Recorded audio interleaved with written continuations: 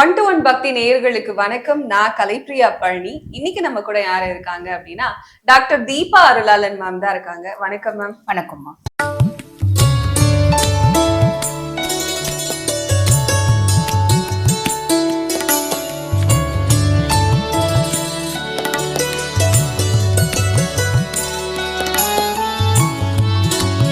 மகர ராசிக்காரர்களுக்கு இந்த சனி வக்ர பயிற்சி எப்படி இருக்கு மேம்? குருனோட உச்ச பார்வை சனி மேல பட போகுது. வக்ரகதி அடைஞ்ச சனி. பொதுவா வந்து பாத்தீங்கன்னா மகர ராசி அன்பர்கள் 7 நாட்டு சனியில எல்லாத்தையும் இழந்தாச்சு. இழக்கிறதுக்கு எங்க கிட்ட ஒன்னும் இல்லை, உயிர் மட்டும்தான் இருக்கு, வேணா அதை எடுத்துக்கொடு அப்படின்ற ஸ்டேஜ்ல மகரம் வந்துடுச்சுமா. பட் 7 நாட்டு சனி விட்டுட்டு போகும்போது கண்டிப்பா இவ்வளவாவது ஒரு முக்கியமான நல்லதை மகரத்துக்கு செஞ்சுட்டு போயிட்டாங்க. இல்ல மாற்றுக்கத்துல அவங்கள ரொம்ப நாளா ஆசைப்பட்ட ஒரு விஷயம் செஞ்சுட்டு போயிட்டாரு அப்படின்னு சொல்ல. ஆனா பெருசா வந்து பாத்தீங்கன்னா இன்னும் எதுவும் நிறைய நல்லது செய்ய ஆரம்பிக்கல. ஆனா இப்ப சனி பகவான் வந்து பாத்தீங்கன்னா இவங்களுக்கு சகாய சனியா வந்திருக்காரு. எல்லா விதத்திலயும் ஹெல்ப் அப்படின்றது சனியே செய்ய போறாரு. மகராசி அன்பர்களோட ராசி அதிபனை செய்ய போறாரு. சரி, சகாய சனியா வந்திருக்காருன்னு சொல்லியிருக்கீங்க, எல்லா விதத்திலயும் நல்லது செய்ய போறாருன்னு சொல்லியிருக்கீங்க. ஆனா மகரகதி அடைஞ்சிட்டாரு, இன்னும் பெருசா எதுவும் நல்லது செய்யலையே அப்படின்ற யோசனை இருக்கும். பொதுவாக வந்து பாத்தீங்கன்னா 2028 வரைக்குமே சனி பகவான் வந்து சகாய சனி தான். எல்லா விதத்திலயும் நல்லது செய்யதான் போறாரு. சோ கவலைப்பட வேண்டாம். அதுக்கும் மேல வக்ரகதி அடைஞ்சா என்னம்மா, குருனோட உச்ச பார்வை சனி மேல இருக்கு. ஆக எல்லா விதத்திலயும் சகாயங்கள் செய்ய போறாரு. கவலைப்படாதீங்க, நிதானமா இருங்க, கண்டிப்பா செய்வார். அதுக்கும் மேல இந்த வக்ரகதி அடைஞ்சிருக்க காலகட்டத்துல வேற ஏதாவது நல்லதா அப்படின்ற ஒரு யோஜனை இருக்கும். அது என்ன அப்படின்னா, மகரத்துக்கு பொதுவா சனி பகவான் வந்து பாத்தீங்கன்னா 1 மற்றும் 2க்கு அதிபன். அவங்க சுயஸ்தானத்துக்கும் அவர் தான் அதிபன், தன குடும்ப வாக்குஸ்தானத்துக்கும் அவர் தான் அதிபன். அப்படிப்பட்டவர் வந்து பாத்தீங்கன்னா இப்ப வக்ரகதி அடைஞ்சிருக்கும் போது இவங்க சுயம் சார்ந்து இவங்களுக்கு நிறைய ஆசைகள் இருக்கும். எங்க ஊர்ல நானு ஒரு 4-5 பேர் ஒன்னாதான் வந்து பாத்தீங்கன்னா பிஎஸ்சி அக்ரிகல்ச்சர் படிச்சோம். அவங்க அதுக்கு மேல கம்ப்யூட்டர் அது இதுன்னு படிச்சுட்டு வெளிநாட்டுக்கு போயிட்டாங்க. நம்ம ஊருக்கு வரும்போது வெளிநாட்டுல என்ன வேலை செய்யறாங்க எதுன்னு தெரியாது. பட் ஊருக்கு வரும்போது நல்ல ஜம்முன்னு கோட்டா சூட்டு கெத்தா பூட்டு போட்டு ஜம்முன்னு நல்ல பெரிய கார்ல வந்து இறங்குறாங்க. அதெல்லாம் பார்க்கும்போது எங்க மனைவி சொல்றாங்க, நீயும் அவங்க கூட தானே படிச்ச, அவங்களாம் எப்படி இருக்காங்க, நீ பாரு இன்னும் அழுக்கு வேஷ்டி கட்டிக்கின்னு விவசாயம் பாக்குறேன். நான் சம்பாரிச்சாதான் நான் வந்து பாத்தீங்கன்னா அறுவடை பண்ணாதான் அங்க அவங்க சாப்பாடு சாப்பிடுவாங்க, அது வேற. ஆனா விவசாயிகளுக்கு மதிப்பு கிடையாது இல்லையா? அப்ப எனக்கு பெருசா மரியாதை கொடுக்க மாட்டேன்றாங்களே, இவன் வந்து சும்மா ஊர் நாட்டான் அப்படின்னு சொல்றாங்க. என்னப்பா வேலை செய்யற? விவசாயமா அப்படிங்கிறாங்க. அந்த விவசாயம் இல்லைன்னா நம்ம சாப்பாடு சாப்பிட முடியாது, சோறு கிடையாது, பூவா கிடைக்காது. கிடைக்காது. அதுக்குதான் நம்ம எல்லாம் ஓடிங்கிறோம். நீ பூட்டை சாப்பிட முடியுமா, கோட்டை சாப்பிட முடியுமா? கிடையாது. சாப்பிட முடியும், சாப்பாடு தான் சாப்பிட முடியும். அப்ப அந்த மரியாதை அப்படின்றது அவங்களுக்கு இல்ல, அந்த அங்கீகாரம் அப்படின்றது இல்ல. நம்ம கடவுளா பாவிக்க வேண்டியவங்க தான் இந்த விவசாய துறையில இருக்கவங்க இல்லையா? ஆனா நம்ம மனைவி நம்மள வந்து பாத்தீங்கன்னா கேவலப்படுத்துறாங்க, நம்ம கணவரே நம்மள கேவலப்படுத்துறாங்க. உன் ஃப்ரெண்ட் எல்லாம் வெளிநாட்டுல எல்லாம் போயிட்டு ஜம்முன்னு படிச்சுட்டு நல்லா ஹேர் கட் எல்லாம் பண்ணி ஜீன்ஸ் பேண்ட் எல்லாம் போட்டு வர, நீ என்ன படிச்ச, நீ எப்படி இருக்க, அவன் எப்படி இருக்கா இப்படின்ற மாதிரிலாம் சொல்றாங்க. ஆனா நான் வந்து பாத்தீங்கன்னா காலையில இருந்து ராத்திரி வரைக்கும் நிலத்துல வேலை செஞ்சுக்கிறேன். என்ன வந்து ஆமா உழைக்கிறேன். முக்கியமா மத்தவங்களுக்கு ஜீவனுங்களுக்கு நான் படி அளக்குறேன் அப்படின்றது புரியாது. அப்ப நம்மளுக்கும் தோணும் இல்லையா, நம்மளும் இந்த மாதிரி இருக்கணும், நம்மளும் வந்து வெளியூருக்கு போலாமா, நம்மளும் இந்த விவசாயம் பார்க்க வேண்டாம், அந்த மாதிரி ஆசைப்பட்டு தான் நிறைய பேர் வெறுப்பேத்தி தான் நிறைய பேர் விவசாயத்தை விட்டுட்டாங்க. வெளிநாட்டுக்கு போக ஆரம்பிச்சுட்டாங்க, சென்னை வந்துட்டாங்க, பெங்களூர் இந்த மாதிரி சிட்டிக்கு வந்துட்டாங்க. இங்க வந்து ஏதோ ஒரு வேலையை செய்யறாங்க. அப்புறம் தான் அவங்களே ரியலைஸ் பண்ணி பேசாம அங்கேயே இருந்திருக்கலாமோன்னு நிறைய பேர் புலம்புறத கூட கேட்க முடியுது. நிம்மதி இருந்துச்சுப்பாங்க, எங்க காசு கொண்டவருக்கு நிம்மதி இல்லையப்பா அப்படின்னு சொல்றது.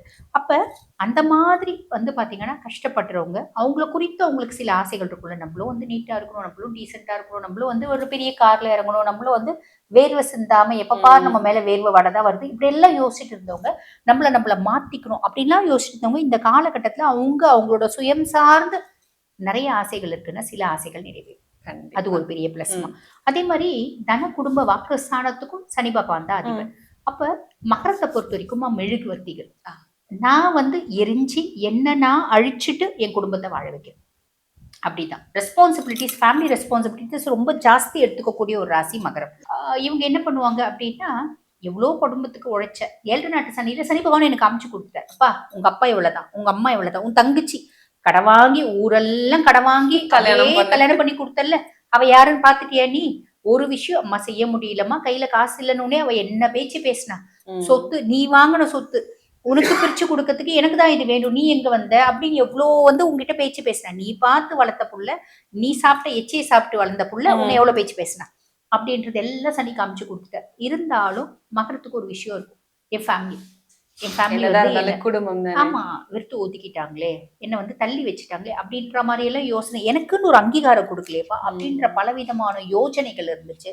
எனக்குன்னு ஒரு அங்கீகாரம் இல்லை, என்னோட சொல்லுக்கு ஒரு மரியாதை இல்லை, எனக்குன்னு குடும்பத்துல ஒரு ரெஸ்பெக்ட் இல்லை, என்ன டிக்ரேட் பண்ணிட்டே இருக்காங்க. ஒரு வார்த்தைப்பா எங்க அம்மா சொல்லட்டும், வேற யாரும் சொல்ல வேணாம், எங்க அம்மா சொல்லட்டும், அம்மா பரவாயில்லப்பா, உன்னாலதான்ப்பா நாங்க நல்லா இருக்கோம். தங்கச்சி ஏதாவது சொன்னா சொல்லிட்டு போட்டோம்ப்பா, நீ ஒன்றும் கவலைப்படாதப்பா. தங்கச்சி சொல்றா, நீ என்ன எய்த்து எய்த்து பேசிட்டு இருக்கோம், பொண்டாட்டி பேச்சை கேட்டுன்னு பேசுறியா அப்படின்னு எங்க அம்மா சொல்றாங்களே அப்படின்ற மாதிரி பலவிதமான கவலைகள் இருக்கு. அப்படின்னா இந்த காலகட்டம் அம்மா சொல்லுவாங்க, கண்ணே நீ இல்லைன்னா அவ இல்லை கண்ணே, அவ வந்து புரிஞ்சுக்காம பேசுறா.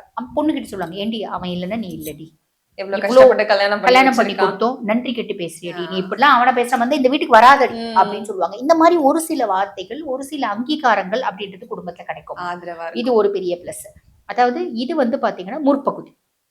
ஆமா, குடும்பம் சார்ந்த நிறைய ஆசைகள் சிலது நிறைவேறும். கண்டிப்பா மேம். பிற்பகுதி அந்த 40 நாட்கள் எப்படி இருக்க போகுது?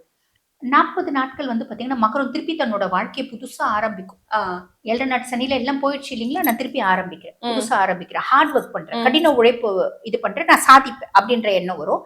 செய்யவும் செய்வாங்க. ரொம்ப சிம்பிளா சொல்லணும் அப்படின்னா ஹார்ட் ஒர்க் டெஸ்டிங் பீரியட் அப்படின்னு சொல்லலாம். அதாவது மகரம் வந்து பாத்தீங்கன்னா இந்த ஒரு காலகட்டம் அந்த 40 நாட்கள் வந்து பாத்தீங்கன்னா அவங்க கடினமா திருப்பி உழைக்க ஆரம்பிப்பாங்க. பொதுவாவே மகரம் உழைக்கிறதுக்கு கஷ்டப்படவே மாட்டாங்க. Almost all blue collar jobs மகரம் அப்படின்னு சொல்லலாம். அப்ப ரொம்ப வந்து கீழ வேலை செய்யறவங்க, அதாவது அடிமட்டத்துல வேலை செய்யறவங்க மட்டும்தான் மகரமா அப்படின்னு கேட்க கூடாது. இருக்காங்க இல்லம்மா, ப்ளூ காலர் ஜாப்ஸ் மகரமா இருந்தாலும் பெரிய பெரிய இண்டஸ்ட்ரியலிஸ்ட், ஃபேக்டரி வச்சிருக்கவங்க, ஃபேக்டரி வச்சிருக்கவங்க, வெளிநாட்டுல பெரிய லெவல்ல தொழில் செய்யறவங்க அவங்களும் மகரமா இருப்பாங்க. ஏன்னா அவங்களோட உழைப்பு தான் அவங்களோட மூலதனம். அதிகப்படியா உழைச்சி எங்க அப்பானோட வண்டியில நான் டிராவல் பண்ணேன். அப்படி எங்க அப்பானோட வண்டியில நான் டிராவல் பண்ணாலும் என்னோட தொழிலுக்குன்னு ஒரு புதிய முகத்தை, புதிய அங்கீகாரத்தை, புதிய அடையாளத்தை, வடிவத்தை, புதிய அடையாளத்தை ஏற்படுத்துறது நான் தான் அப்படின்ற மாதிரி தான் மகரத்துக்கு இருக்கும். அப்ப இந்த 40 டேஸ் எப்படி இருக்கும் அப்படின்னா உங்களோட கடின உழைப்பு அப்படின்றது ஸ்டார்ட் ஆகும். ரொம்ப சிம்பிளா சொல்லணும் அப்படின்னா ஹார்ட் ஒர்க் டெஸ்டிங் பீரியட் அப்படின்னு சொல்லலாம். இப்படி இருக்கக்கூடிய மகர ராசிக்காரர்கள் இந்த காலகட்டத்துல எந்த பரிகாரம் செய்யலாம், எந்த கடவுளை வணங்கலாம்? மகர ராசி அன்பர்கள் உங்களை பொறுத்த வரைக்கும்மா நீங்க எப்பயுமே யார வழிபாடு பண்ணோம் அப்படின்னா உங்க ராசியாதிபதி யாரு? சனி பகவான் இல்லையா? சனிக்கு யார் கடவுள்? ஈசன் தாமா கடவுள். எப்பயுமே நீங்க சிவ வழிபாடு தாமா பண்ணணும். அடையமா நீங்க வேற சிவனை வழிபாடு பண்ணு, சிவனை வழிபாடு பண்ணுன்னு சொல்றீங்க. சிவனை வழிபாடு பண்ணதுனாலதான் நான் இவ்வளவு கஷ்டத்தை அனுபவிச்சேன். உண்மை என்ன அப்படின்னா ரொம்ப வந்து பாத்தீங்கன்னா நிதர்சனமான உண்மை என்ன அப்படின்றது ஒண்ணு தெரிஞ்சுக்கோங்க. சிவனை வழிபாடு பண்ணதுனாலதான் நீங்க இந்த அளவுக்காவது நல்லா இருக்கீங்க அப்படின்றத புரிஞ்சுக்கோங்க. புரியுதுங்களா? சிவ வழிபாடு என்னைக்குமே தோத்து போறது இல்லம்மா. கூட்டி கழிச்சு ஈசனோட கணக்கு ஒண்ணு இருக்கு. என்ன கணக்கு? உங்களை உயர்த்தே தீர்வா, கவலையப்படணும் அப்படின்ற அவசியம். புரியுதுங்களா? வாழ்த்துக்கள்மா.